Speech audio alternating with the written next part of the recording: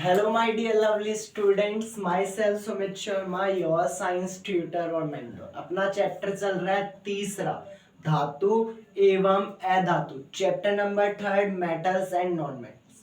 इससे पहले वाले लेक्चर में अपन ने physical properties of metals and non metals को पढ़ लिया है। धातु और अधातु के भौतिक गुण धर्मों को हमने अध्ययन कर लिया है। और आज के लेक्चर का मेरा टॉपिक रहने वाला है धातुओं के रासायनिक गुणधर्म, केमिकल प्रॉपर्टीज ऑफ मेटल्स। ठीक है ना, अलग अलग पढ़ेंगे।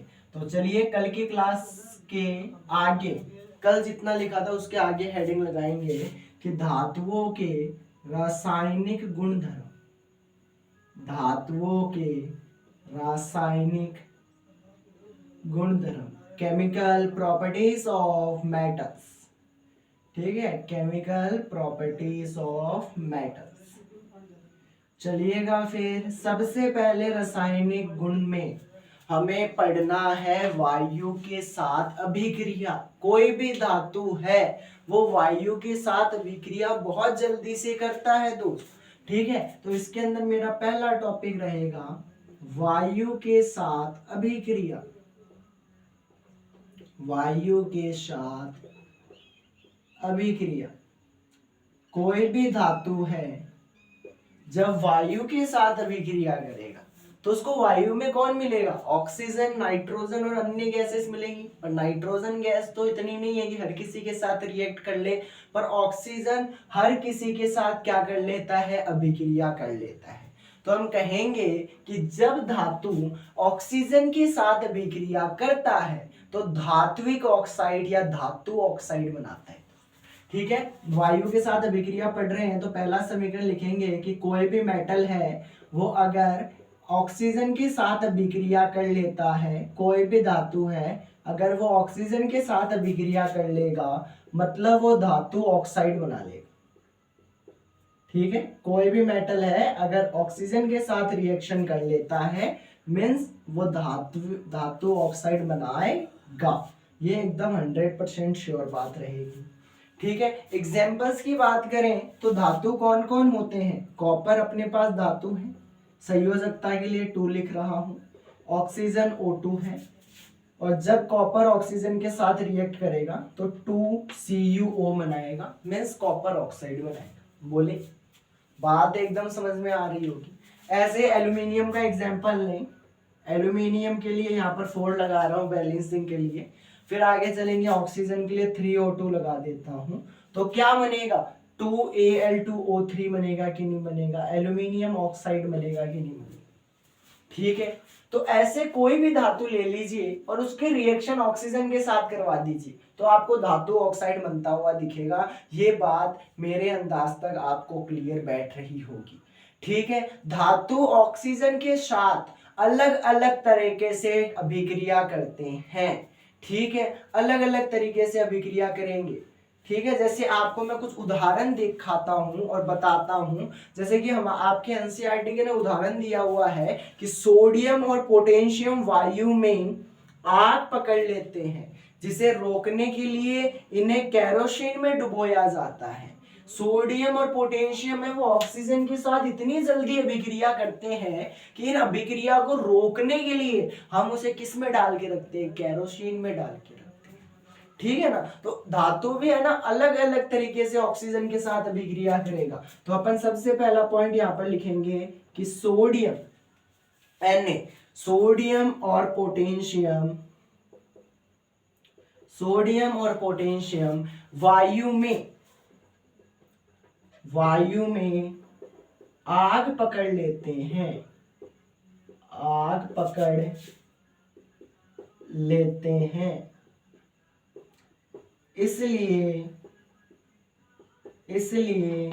सोडियम व पोटेशियम को केरोसिन तेल में डुबोकर रखा जाता है। केरोसिन तेल में डुबाकर रखा जाता है। दोस्तों बात समझ में आ रही होगी कि सोडियम और पोटेशियम इतने रिएक्टिव एलिमेंट्स हैं, जो वायु की उपस्थिति में आग पकड़ लेते हैं, और इस अभिक्रिया को रोकने के लिए हम सोडियम और पोटेशियम को केरोसिन तेल में डुबो कर रखते हैं। दूसरी लाइन आपकी एनसीईआरटी में लिखी हुई है कि मैग्नीशियम, एल्यूमिनियम, जिंक और लीड पीबी वायु के साथ धीरे अभिक्रिया करते हैं। इन धातुओं पर ऑक्साइड की परत चढ़ाई जाती है।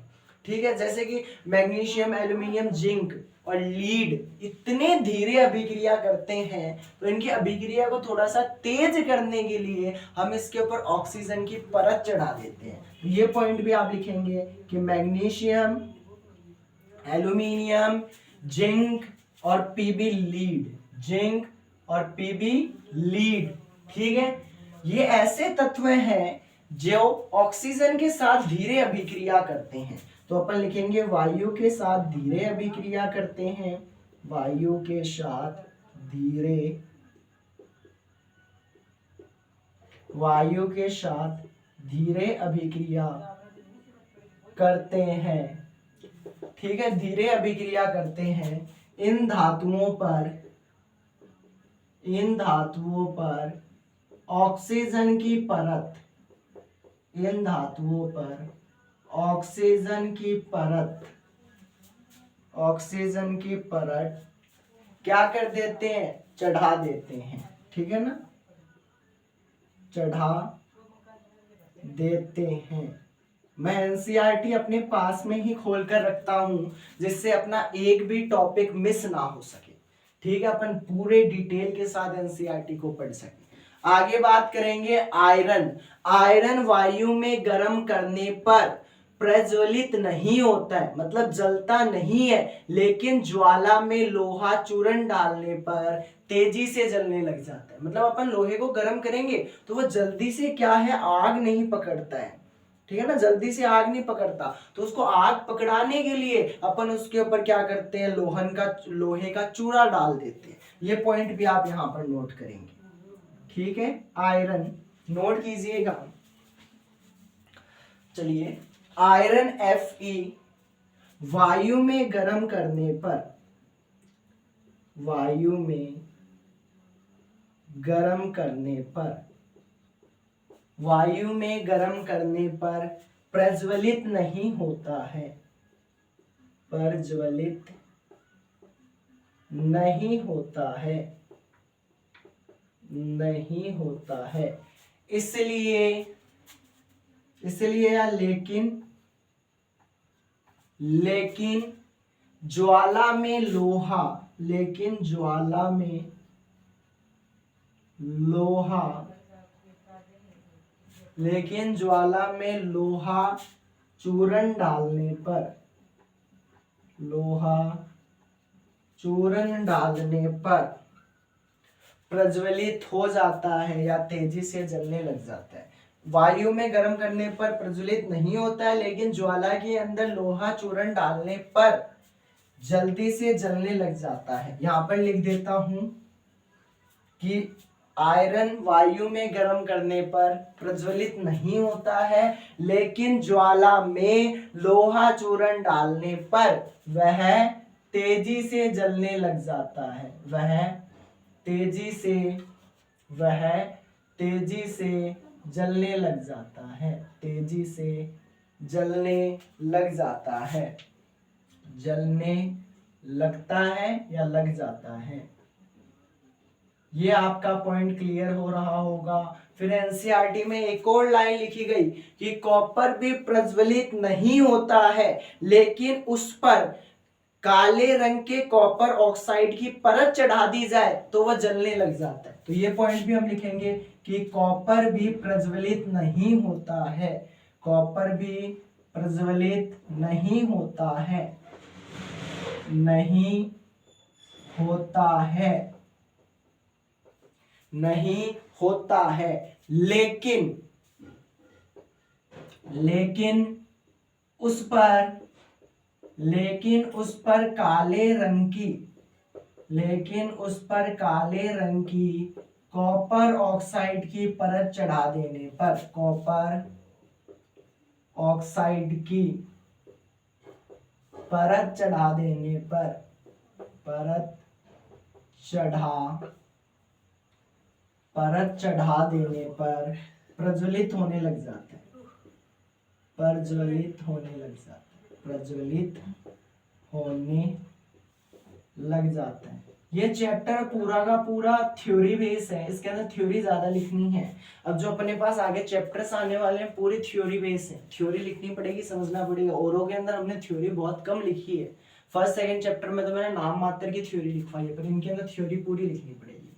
ठीक है, तो हमने कहा कि कॉपर भी प्रज्वलित नहीं होता है, पर अपन काले रंग की कॉपर ऑक्साइड की परत चढ़ा दें तो वो क्या होने लग जाता है, जलने लग जाता है। एक और पॉइंट नोट कीजिएगा कि Ag चांदी, Au सोना कभी भी ऑक्सीजन के साथ अभिक्रिया नहीं करता। मोस्ट इंपॉर्टेंट टॉपिक है कि आपका चांदी वह सोना, Ag वह Au, चांदी वह सोना Au ऑक्सीजन के साथ अभिक्रिया नहीं करता है, ऑक्सीजन के साथ अभिक्रिया नहीं करता है, अभिक्रिया नहीं करता है। एक एक पॉइंट आपको ढंग से क्रिस्टल क्लियर हो रहा होगा। ये आपका पहला पॉइंट है वायु के साथ अभिक्रिया। अपन ने पूरे के पूरे एक पॉइंट को एक ही स्लाइड में, एक ही बोर्ड में लिया है। अपन ने क्या क्या पढ़ा कि वायु के साथ अभिक्रिया करवाओगे तो धातु वायु के साथ अभिक्रिया करके धातु ऑक्साइड बनाएगा। उदाहरण आपके पास पड़ा है, अपने पास कुछ अलग अलग धातु हैं जो सीधे वायु के साथ अभिक्रिया नहीं करते हैं, तो उनको वायु के साथ अभिक्रिया करवाने के लिए अपन उनके साथ अलग अलग कार्य कर रहे हैं। आप ऐसे नोट करें, फिर आगे बढ़ेंगे, अपन आगे बढ़ेंगे, जल्दी जल्दी नोट कीजिएगा। तो चलिए फिर अब आगे बढ़ने की इजाजत चाहूंगा। एक बार स्क्रीनशॉट ले लीजिएगा, आप सभी ने स्क्रीनशॉट ले लिए होंगे। और अब अपन धातु के रासायनिक गुणधर्म में एक और पॉइंट इससे पहले पढ़ेंगे जिससे बोर्ड में क्वेश्चन आता है, उभयधर्मी ऑक्साइड। ठीक है, उभयधर्मी ऑक्साइड से सवाल पूछ लेता है बोर्ड, तो उस पॉइंट को और समझेंगे, फिर अपन आगे बढ़ेंगे। तो चलिएगा मेरे साथ लिखिएगा, उभयधर्मी ऑक्साइड। मेरे साथ अगली हेडिंग लगाइएगा, उभयधर्मी ऑक्साइड, उभयधर्मी ऑक्साइड, उभयधर्मी ऑक्साइड, उभयधर्मी ऑक्साइड। क्या होता है ये उभयधर्मी ऑक्साइड? वह ऑक्साइड जो अम्ल तथा क्षारक दोनों से अभिक्रिया करता है और लवण और जल बनाता है। अपन कहेंगे वह धातु ऑक्साइड जो अम्ल और क्षारक के साथ दोनों के साथ अभिक्रिया करेगा और लवण और जल बनाएगा, वो आपका उभयधर्मी ऑक्साइड होता है। लिखेंगे वह धातु ऑक्साइड, वह धातु ऑक्साइड जो अम्ल वह क्षारक, जो अम्ल वह क्षारक दोनों के साथ अभिक्रिया करके, दोनों के साथ अभिक्रिया करता है, दोनों के साथ अभिक्रिया करता है और लवण और जल बनाता है, और लवण वह जल बनाता है। इसे उभयधर्मी ऑक्साइड कहते हैं, इसे उभयधर्मी ऑक्साइड कहते हैं, उसे उभयधर्मी ऑक्साइड कहते हैं। उदाहरण की बात करेंगे तो हम उदाहरणों के ऊपर भी चर्चा करेंगे। तो उदाहरण हमारे पास सबसे पहला मैं आपके लिए ले रहा हूं, एल्यूमिनियम ऑक्साइड है, क्योंकि धातु ऑक्साइड की अभिक्रिया में एसिड और बेस के साथ करवानी है। तो एल्यूमिनियम ऑक्साइड इसकी रिएक्शन मैं हाइड्रोक्लोरिक एसिड के साथ करवा देता हूं, तो क्या बनेगा, 2AlCl2 बनेगा, प्लस में क्या बनेगा, प्लस में आपके पास H2O बनेगा। ठीक है, ऐसे ही मैं एल्यूमिनियम ऑक्साइड की रिएक्शन किसी भी क्षारक के साथ करवा दूं, तो यहाँ पर मैं क्षारक सोडियम हाइड्रोक्साइड ले रहा हूँ, दोनों ही प्रबल है। ठीक है ना, ये प्रबल अम्ल है, ये प्रबल क्षारक है, दोनों की अभिक्रिया करवाने पर वापस लवण बनेगा, यहाँ पर लवण बनेगा, सोडियम एल्यूमिनियम ऑक्साइड प्लस में पानी निकलेगा। ये चीजें आपको एज इट इज याद रखनी पड़ेगी। इसे सोडियम एल्यूमिनेटेट कहते हैं, सोडियम एल्यूमिनेटेट कहते हैं, ठीक है ना। इनका नाम देखिएगा, इसका नाम है सोडियम एल्यूमिनेट, सोडियम एल्यूमिनेट। ये नाम आपको याद रखना पड़ेगा कि वह धातु ऑक्साइड जो अम्ल और क्षारक दोनों के साथ अभिक्रिया करता है और लवण और जलवन आता है, वह आपका उभयधर्मी ऑक्साइड होता है। जैसे एल्यूमिनियम ऑक्साइड की रिएक्शन मैं हाइड्रोक्लोरिक एसिड के साथ करवा दूं तो मेरे पास क्या बनेगा, एल्यूमिनियम क्लोराइड बनेगा, प्लस में पानी बनेगा। एल्यूमिनियम ऑक्साइड की अभिक्रिया सोडियम हाइड्रोक्साइड के साथ करवा दूं तो क्या बनेगा, सोडियम एल्यूमिनेटेट बनेगा, प्लस में आपके पास पानी बनेगा। अब अपन अपने टॉपिक के दूसरे टॉपिक की तरफ चल रहे हैं, जो है जल के साथ अभिक्रिया। उससे पहले आप इसे नोट करेंगे।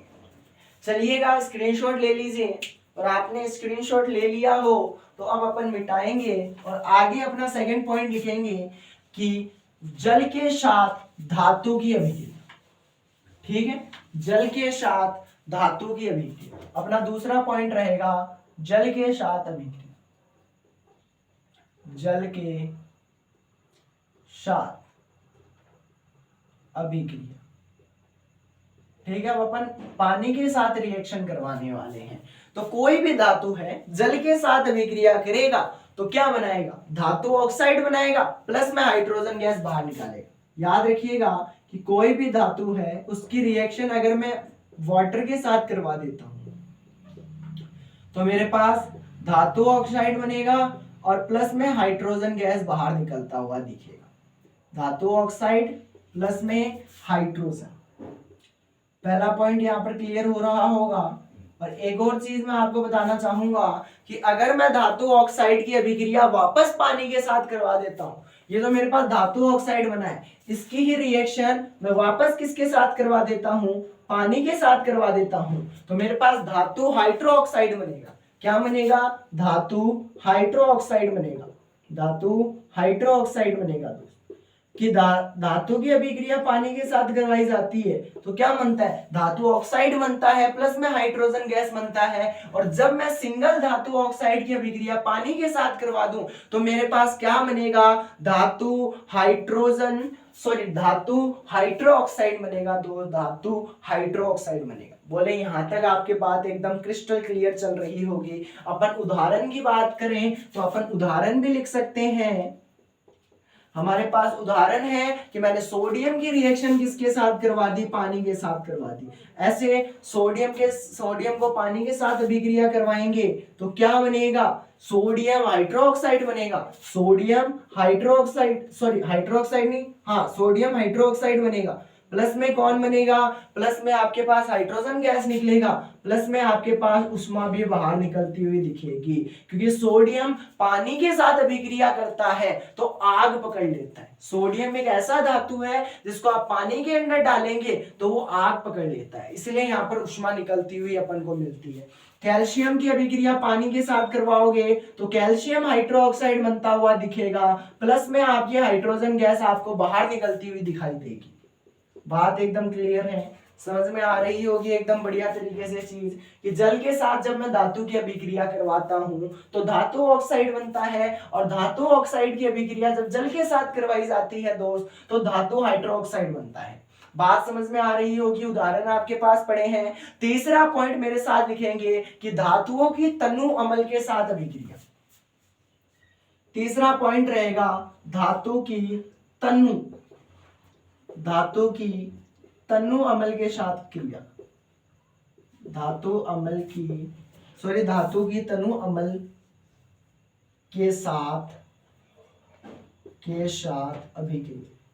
अब तनु और शांदर से आप क्या समझते हैं, देखिएगा एक छोटा सा टॉपिक ले रहा हूं पहले, या आपको नोटबुक में नोट नहीं करना है, तनु और शांदर के बारे में समझना है कि मैंने क्या किया, मैंने 2 ग्लास ले लिए। ठीक है ना, मैंने क्या किया, मैंने 2 ग्लास ले लिए। ठीक है, एक ग्लास के अंदर तो मैंने क्या किया, एक ग्लास के अंदर मैंने पानी डाल दिया। समथिंग मान के चलो कि एक ग्लास के अंदर मैंने 1 लीटर पानी डाल दिया, और दूसरे वाले ग्लास के अंदर मैंने क्या किया कि कम से कम 250 ml पानी डालो। ठीक है, अब मैं क्या करता हूं, इसके ना चीनी घोलना स्टार्ट करता हूं। अब मैं क्या करता हूँ, इसके ना चीनी घोलना स्टार्ट करवाता हूँ। ठीक है, चीनी घोलता हूँ, यहाँ पर शुगर घोल रहा हूँ, यहाँ पर भी शुगर घोल रहा हूँ। अब सपोज करो कि जिसके अंदर 1 लीटर पानी है उसके अंदर मैं शुगर घेर देता हूँ लगभग 250 ग्राम, और जहां पर 250 ग्राम पानी है वहां पर मैं घेर देता हूँ 1 केजी शुगर। तो क्या होगा, आपका जो पानी बनेगा, जो विलियन बनेगा, सॉल्यूशन बनेगा शुगर का, वो थोड़ा सा क्या होगा, जाड़ा बनेगा। ठीक है ना, चाशनी टाइप बनेगा। तो वो क्या है, वो शानदार है, वो क्या है, शानदार है। और जिसके अंदर पानी ज्यादा है, 250 ग्राम चीनी घेरोगे तो फर्क नहीं पड़ना, तो ये क्या बनेगा, तन्नू बनेगा। ऐसी चीज मान लो कि जिसके अंदर अपन क्या करते हैं, विल्य की मात्रा बढ़ा देते हैं, विल्य की मात्रा तो ज्यादा हो और विलायक की मात्रा कम हो, तो ये क्या बनता है दोस्त, शानदार बनता है। विल्य प्लस विलायक मिलकर क्या बनाते हैं, विलियन बनाते हैं। आपने 9वीं कक्षा में चैप्टर नंबर 2 पढ़ के आए हैं, वहां पर आपने पढ़ा होगा कि विलियन बराबर होता है विल्य प्लस विलायक। विलियन बराबर होता है विल्य प्लस विलायक, विलायक ज्यादा मात्रा में होता है और विल्य कम मात्रा में होता है। पर यहाँ पर अपन बात कर रहे हैं कि विल्य ज्यादा मात्रा में हो जाए और विलायक कम हो जाए तो आपका विलियन कैसा बनेगा, शानदार बनेगा, जाड़ा बनेगा। और अगर आपका विल्य कम मात्रा में हो और विलायक ज्यादा मात्रा में हो तो आपका विलियन तनु बनेगा। और यहाँ पर मैं तनु की बात कर रहा हूं, मतलब मैं यहाँ पर पानी तो ज्यादा घोल रहा हूं और अम्ल की मात्रा क्या रख रहा हूं, कम रख रहा हूं। ठीक है ना, पानी की मात्रा ज्यादा है और अम्ल की मात्रा कम है, इसलिए अपन इसे तनु अम्ल के नाम से जान रहे होंगे। अब मैं आशा कर रहा हूं कि आपको ये कॉन्सेप्ट समझ में आया होगा। मैं कह रहा हूं कि कोई भी धातु है उसकी अभिक्रिया आप तनु अम्ल के साथ करवा दें। कोई भी धातु है उसकी रिएक्शन आप तनु अम्ल के साथ करवा दें तो क्या बनेगा, लवण प्लस हाइड्रोजन गैस बनेगा, लवण प्लस हाइड्रोजन गैस बनेगा। ये रिएक्शंस आपको याद रखनी पड़ेगी क्योंकि इस साल 2023 में माध्यमिक शिक्षा बोर्ड राजस्थान में डायरेक्ट रिएक्शन पूछी गई थी। ऑब्जेक्टिव पैटर्न था मेरे ख्याल से, ऑब्जेक्टिव क्वेश्चन के अंदर डायरेक्ट 4 चैप्टर से रिएक्शन पुट आउट कर ली गई थी, इसलिए रिएक्शन सारी की सारी आपको याद रखनी है। ठीक है, अपनी रिएक्शन है कि धातु की तनु अम्ल के साथ अभिक्रिया करवाने पर लवण और हाइड्रोजन गैस बनता है। उदाहरण की बात करें तो मैं उदाहरण के अंदर यहाँ पर धातु के तौर पर आयरन ले रहा हूं और अम्ल के रूप में मैं यहाँ पर हाइड्रोक्लोरिक एसिड ले रहा हूं, तो मेरे पास यहाँ पर आयरन क्लोराइड बनेगा, प्लस में पानी प्लस में हाइड्रोजन गैस बाहर निकलता हुआ दिखेगा। बात यहाँ पर क्लियर है। ऐसे में एक और उदाहरण ले लूं कि मैंने धातु के रूप में जिंक ले लिया और इसकी भी अभिक्रिया में किसके साथ करवा रहा हूं, हाइड्रोक्लोरिक एसिड के साथ करवा रहा हूं, तो मेरे पास क्या बनेगा, जिंक क्लोराइड बनेगा, ZnCl2 बनेगा, प्लस में आपकी हाइड्रोजन गैस बाहर निकलेगी। बात क्लियर है एकदम, बात समझ में आ रही होगी। ठीक है, तीसरा पॉइंट आपने देख लिया कि धातु की तनु अम्ल के साथ अभिक्रिया। नोट कर लीजिएगा, स्क्रीनशॉट लेने वाले स्क्रीनशॉट ले लीजिए, फिर हम आगे बढ़ने के लिए तैयार हैं। तो चलिएगा, स्क्रीनशॉट ले लीजिएगा। अब अपन आगे बढ़ रहे हैं। अपने पास धातु के रासायनिक गुणधर्म में चौथा पॉइंट आप लिखने जाएंगे। चौथा पॉइंट अपना क्या है, चौथा पॉइंट है धातुओं की अन्य धातु लवण के साथ अभिक्रिया। कि कोई धातु है उसको अपन है ना अन्य कोई धातु लवण के साथ क्या करवा रहे हैं, रिएक्शन करवा रहे हैं। चलिएगा, फोर्थ पॉइंट आ चुका है। फोर्थ पॉइंट है धातुओं की, फोर्थ पॉइंट है धातुओं की अन्य धातु लवणों के साथ, धातुओं की अन्य धातु लवणों के साथ, अन्य धातु लवणों के साथ अभिक्रिया। ठीक है, अभिक्रिया। चलिएगा, ठीक है। अब देखें कि धातु है और उसको अपन क्या कर रहे हैं, उसको अपन किसी भी अन्य धातु लवण के साथ अभिक्रिया करवा रहे हैं, तो इसके अंदर क्या होगा, दोनों तरफ ही धातु धातु है। ध्यान दीजिएगा, दोनों तरफ ही मेटल्स मेटल्स है। तो यहाँ पर आपका कौन सी अभिक्रिया लगेगी, विस्थापन अभिक्रिया लगेगी। कि कम क्रियाशील तत्व है अधिक क्रियाशील तत्व को उसकी जगह से क्या करेगा दोस्त, हटाएगा। ठीक है, अब अपन यहाँ पर सपोज कर रहे हैं, मैं मान रहा हूं कि मेरे पास एक धातु ए है। मैंने ये माना कि मेरे पास एक धातु ए है और मैंने एक पहले से धातु विलयन बना के रखा है। धातु विलयन के अंदर क्या है, धातु लवण है। मैंने पहले से ही धातु विलयन बना के रखा है और ये धातु विलयन बी धातु का है। और जब मैंने इन दोनों को अभिक्रिया करवाई तो ए धातु बी धातु को उसकी जगह से क्या करेगा, हटा देगा। तो यहाँ पर आपके पास बनेगा तो वापस धातु लवण ही, पर अब की बार बी वाले का नाम बनकर ए वाले का बनेगा। सॉरी, मैंने कहा कि मैंने धातु विलयन पहले से बना के रखा है, ठीक है ना, पर मैं उसका ना ए धातु डाल रहा हूं, तो ए धातु क्या करेगा, बी धातु को उसकी जगह से हटा देगा, विस्थापन अभिक्रिया लगेगी और यहाँ पर किसका विलयन बनेगा, ए धातु का विलयन बनेगा और धातु भी बेचारा बाहर प्रस्थान करेगा। ठीक है, विस्थापन अभिक्रिया का कॉन्सेप्ट लगेगा तीसरे पार्ट के अंदर। अधिक क्रियाशील धातु कम क्रियाशील तत्व को उसके यौगिक के विलयन से विस्थापित कर देंगे। ठीक है, और ये धातुएं हमें पता कैसे चलेंगे, ये धातुएं हमें पता चलेंगे सक्रियता श्रेणी के द्वारा। सक्रियता श्रेणी क्या है, अब आपके दिमाग के अंदर सवाल आएगा कि भैया सक्रियता श्रेणी क्या है। ये एक ऐसी श्रेणी है जिसको देखकर आपको पता चलेगा कि कौन सा धातु किसको हटा रहा है, कौन सा धातु किसको हटा रहा है। तो आपकी बुक में सबसे ज्यादा क्रियाशील तत्व बताया गया है पोटेशियम को। अगर आपको कहीं पर भी पोटेशियम दिख गया मतलब पोटेशियम किसी ना किसी को उसके जगह से हटाएगा ही हटाएगा। यह अधिक क्रियाशील है। सबसे ज्यादा क्रियाशील कौन है, पोटेशियम है अधिक क्रियाशील। ये श्रेणी याद रखनी पड़ेगी। ठीक है, पोटेशियम सबसे ज्यादा क्रियाशील है। फिर कौन है, सोडियम।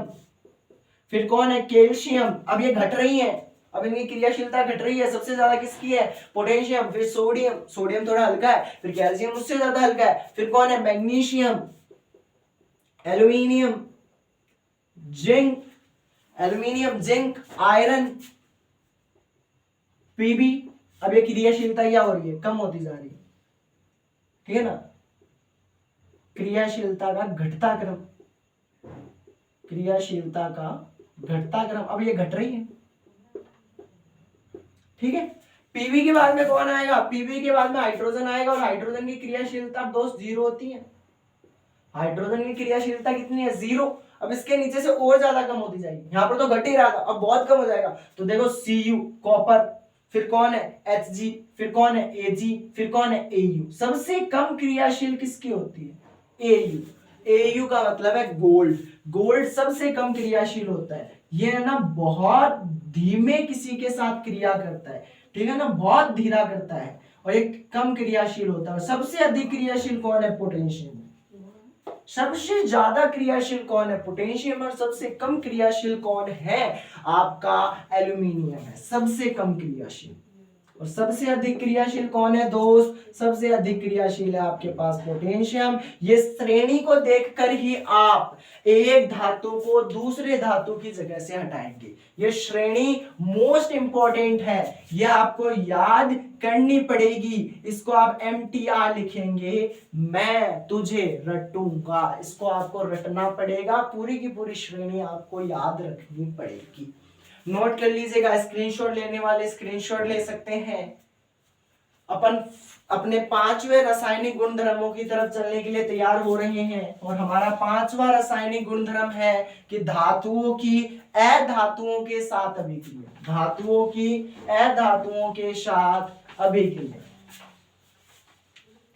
चलिएगा, कहां तक आ गए थे, 4th पॉइंट हो चुका है। 5वां पॉइंट लिख रहे हैं कि धातुओं की अधातुओं के साथ अभिक्रिया। धातुओं की अधातुओं के साथ, धातुओं की अधातुओं के साथ, अधातुओं के साथ अभिक्रिया। ठीक है, 5वां पॉइंट। ठीक है, चलिएगा कि तत्व को क्रियाशीलता संयोजकता कोष को पूरा करने के लिए इसे अपन समझेंगे। क्या करेंगे, देखना ध्यान से समझते हुए चलिएगा कि मैं कह रहा हूं कि धातु है ना अधातु के साथ अभिक्रिया करेगा। तो वो कैसे करेगा? आपने 9वीं कक्षा के अंदर संयोजकता वाली कोई चीज पढ़ी होगी। कैसे? अब देखिएगा कैसे, देखिएगा कैसे, ध्यान से समझिएगा कि अपन धातु की अभिक्रिया अधातु के साथ करवा रहे हैं, तो धातु अधातु के साथ मिलेगा तो क्या बनाएगा? यौगिक बनाएगा। तो उनका यौगिक कैसा बनेगा? उनका यौगिक आयनिक यौगिक बनेगा। जैसे अपन उदाहरण ले रहे हैं कि सोडियम धातु है मेरे पास और इसको मैंने क्लोरीन के साथ अभिक्रिया करवा दी। सोडियम धातु है और सोडियम की अभिक्रिया किसके साथ करवा दी? क्लोरीन के साथ करवा दी, ठीक है ना। तो ये क्या बनाएगा? ये आपका NaCl बना लेगा, मतलब यौगिक बनाएगा। यहाँ पर उत्पाद के अंदर यौगिक ही बनेगा। कोई भी धातु है उसको अधातु के साथ मिला दो, क्या होगा? यौगिक बन जाएगा। अब ये यौगिक बनेगा कैसे, इसको ध्यानपूर्वक समझने की आवश्यकता है। ऐसे तो आपने पढ़ के रखा है, 9वीं कक्षा के अंदर अपन ने आयनिक यौगिक के बारे में आपने पढ़ा होगा, ठीक है ना। मैं तो बेसिकली 10th वालों को करवा रहा हूं, पर आपने जब 9th क्लास में कहीं ना कहीं से स्टडी करी थी तो आपने आयनिक यौगिक के बारे में पढ़ा होगा। नहीं पढ़ा है तो यहाँ पर देखिएगा कि सोडियम का परमाणु क्रमांक कितना होता है दोस्त? 11 होता है। सोडियम का परमाणु क्रमांक 11 है, मतलब इस भैया के पास 11 इलेक्ट्रॉन है। तो इलेक्ट्रॉनिक कन्फिग्रेशन करें, इलेक्ट्रॉनिक विन्यास करें तो 2 8 1 होता है। क्लोरीन का इलेक्ट्रॉनिक विन्यास करोगे तो कितना होगा? 2 8 7 होगा। अब आप 9वीं कक्षा में ताजा ताजा पढ़ के आए हैं, आपको अष्टक नियम याद होगा। क्या होता है? कोई भी तत्व अपने बाहरी कोश के अंदर 8 इलेक्ट्रॉन रखना पसंद करता है। यहाँ पर क्लोरीन के पास 7 ही है। अब आप बोलोगे भैया सोडियम के पास तो 1 ही है, सबसे ज्यादा गरीब ये है, तो इसको तो चाहिए 7 इलेक्ट्रॉन। पर आपने अष्टक नियम पढ़ा हो तो अष्टक नियम बार बार कहता है कि जिसके बाहरी कोश में 1 2 3 इलेक्ट्रॉन होंगे ये हमेशा क्या करेंगे? इलेक्ट्रॉन का दान करेंगे। और जिसके पास 5 6 7 इलेक्ट्रॉन होंगे ये हमेशा इलेक्ट्रॉन ग्रहण करेंगे। और जिसके कोश के अंदर 8 इलेक्ट्रॉन होते हैं वो तो उत्कर्ष गैसें होती हैं, सबसे ज्यादा स्टेबल होती हैं। अब आप बोलोगे भैया जिसके अंतिम कोश में 4 इलेक्ट्रॉन है उसके लिए क्या? तो जिसके अंतिम कोश में 4 इलेक्ट्रॉन है वो आयनिक यौगिक नहीं बनाएगा, वो कोवैलेंट बॉन्ड बनाएगा। कोवैलेंट बॉन्ड का मतलब है सहसंयोजक यौगिक बनाएगा। सहसंयोजक यौगिक के बारे में अपना चैप्टर नंबर 4 है, इससे अगला वाला, उसके ऊपर अपन 4 इलेक्ट्रॉनों के बारे में पढ़ लेंगे। पर एक बार हमारा विषय ये है कि अब इलेक्ट्रॉन देने वाला कौन? तो देने वाला सोडियम, 1 ही इलेक्ट्रॉन है बेचारे के पास, तो सोडियम दान करेगा और क्लोरीन लेगा। और जब ये दोनों लेंगे तो आपके पास यौगिक का फॉर्मेशन बनेगा, वो NaCl बनेगा। कैसे? आपने पढ़ा है कि केमिस्ट्री के अंदर कोई भी चीज कम होती है तो प्लस का निशान लगता है। सपोज करो कि ये पहले Na था, इसने 1 इलेक्ट्रॉन दान कर दिया, मतलब इसके ऊपर कौन सा चार्ज आ गया? प्लस। क्लोरीन ने 1 इलेक्ट्रॉन ले लिए तो क्या आ गया? माइनस। अब आप ध्यान से देखना, Na+Cl- इसने भी 1 दिया, इसने भी 1 लिया, दोनों के बीच में अपन तिरछा निशान लगाएं तो आपके यौगिक का केमिकल फॉर्मूला क्या बन रहा है? NaCl बन रहा है। ऐसे कुछ धारणा आपने 9वीं कक्षा में पढ़ी है, आपने सूत्र लिखना सीखा है, मेरा काम यहाँ तक का ही है, ठीक है। जैसे मैं आपको एक और एग्जांपल लिख के दिखाऊं तो मैं कह सकता हूं Mg+Cl2, तो क्या बन जाएगा? MgCl2 बन जाएगा, मैग्नीशियम क्लोराइड बन जाएगा। मेरा काम डायरेक्ट लिखने का है। आया कैसे? कंक्लूजन क्या है वो आपने 9th क्लास में इस थ्योरी से, इस हिसाब से पढ़ के आ चुके हैं, ठीक है। अब अपन थोड़ा सा आयनिक यौगिकों के बारे में भी चर्चा कर लेते हैं, क्योंकि हमारा जो अगला चैप्टर आएगा वो उप सहसंयोजक यौगिक है। आपको धातुओं की अधातुओं के साथ अभिक्रिया में सिर्फ एक ही एग्जांपल लिखना है कि Na है, Cl के साथ अभिक्रिया करता है तो NaCl बनाता है, ठीक है। यहां से क्वेश्चन बहुत कम पुट आउट होंगे, धातुओं की अधातुओं की अभिक्रिया के साथ बहुत कम क्वेश्चन आएंगे, नोट कर लीजिए, फिर अपन आगे बढ़ेंगे। चलिएगा, अब आगे आपका पॉइंट है आयनिक यौगिक, ionic bond, sorry ionic compound, ठीक है। आयनिक यौगिक, आयनिक कंपाउंड, ध्यान से समझने का कोशिश कीजिएगा कि आयनिक यौगिक क्या होता है। इसके अंदर विपरीत आवेशित आयन एक दूसरे को आकर्षित करते हैं और मजबूत स्थिर विद्युत बल में बंधकर आयनिक यौगिक बनाते हैं। यहाँ पर दो आवेशों का कॉन्क्लूजन होता है। आपने नवीं कक्षा में पढ़ा होगा आयनिक यौगिक कब बनता है, जब एक के पास प्लस हो एक के पास माइनस हो, मतलब एक लेने वाला होना चाहिए एक देने वाला होना चाहिए। तो इन दोनों के क्रॉस से अपन क्या बना रहे थे, NaCl बना रहे थे। तो अपन लिखेंगे इसकी परिभाषा कि विपरीत आवेशित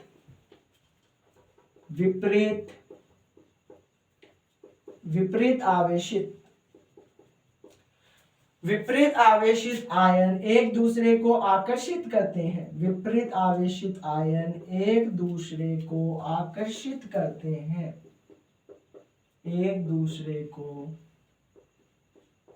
आकर्षित करते हैं तथा मजबूत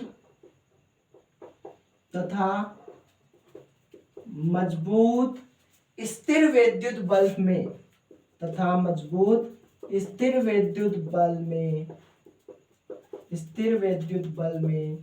बंध बनाते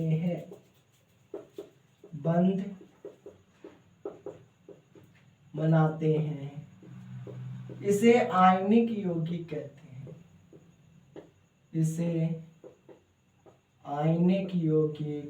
कहते हैं। ठीक है, दो अलग अलग चार्ज के अपने पास क्या होंगे, आयन होंगे, दो विपरीत आवेश के आयन होंगे, आपस में एक दूसरे को आकर्षित करेंगे, जिनके मध्य एक बल उत्पन्न होगा जिसके कारण मजबूत बंध बनेगा, वो आपका आयनिक यौगिक बनाएगा। ठीक है, यहाँ पर आपको इतना ही मतलब रखना है कि विपरीत आवेशित कण होंगे, आपस में एक दूसरे को आकर्षित करेंगे, आकर्षित करने के कारण वो मजबूत बंध बनाएंगे। ठीक है, और वो बंध कौन सा है, आयनिक है। अब इनके गुणधर्म देखेंगे, आयनिक यौगिक के गुणधर्म। ठीक है, अगला टॉपिक है इसी में, आयनिक यौगिक के गुणधर्म। यहां से क्वेश्चन आना चाहे तो आ सकता है, आयनिक यौगिक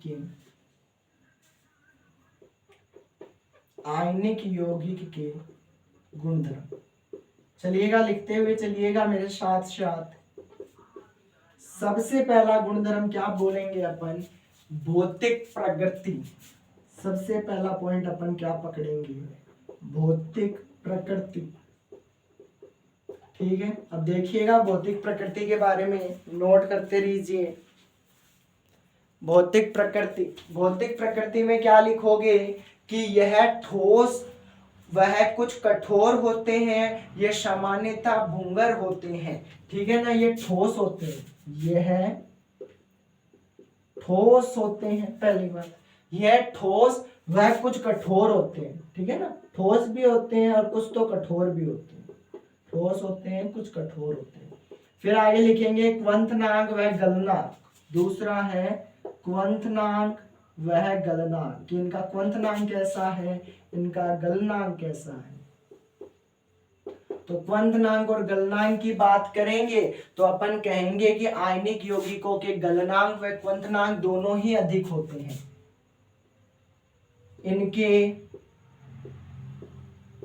इनके क्वंथनांक वह गलनांक, boiling point and melting point, इनके गलनांक वह क्वंथनांक उच्च होते हैं।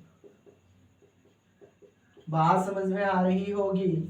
फिर तीसरा पॉइंट लिखेंगे घुलनशीलता। तीसरा गुणधर्म है घुलनशीलता। घुलनशीलता में देखें तो आयनिक यौगिक जल में घुलनशील व केरोसिन, पेट्रोल जैसे विल्लियों में अविल्य होते हैं। मतलब ये पानी में तो इजीली घुल जाता है, आयनिक यौगिक ये पानी में घुल जाएगा। ठीक है ना, जल में तो विल्य, जल में विल्य है, परंतु पेट्रोल केरोसिन,